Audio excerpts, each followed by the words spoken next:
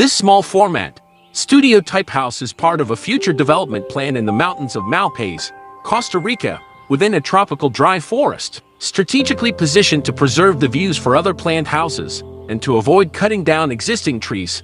The house offers stunning views of the North Pacific coast, sunsets, and, during certain months, even whales from its deck. The design emphasizes a seamless blend between the interior and exterior. Tall windows open completely to the deck, creating an expansive interaction with the outdoor space. An exterior bridge extends into the trees, enhancing this connection. The pool allows views of both the ocean and surrounding trees, often attracting curious monkeys. Inspired by the owner's connection to the ocean, the house's design reflects maritime elements. The roof mimics ocean waves, and the high location evokes a yacht cabin navigating through the forest canopy. The exterior bridge resembles a bowsprit pointing north. In designing for Costa Rica's Pacific coast, careful consideration was given to local conditions like temperature, corrosion, and sun exposure. The house blends contemporary design with traditional elements, using curved and straight lines to shield large glass openings from direct sunlight, while preserving the essence of old local houses that were naturally cool and well protected.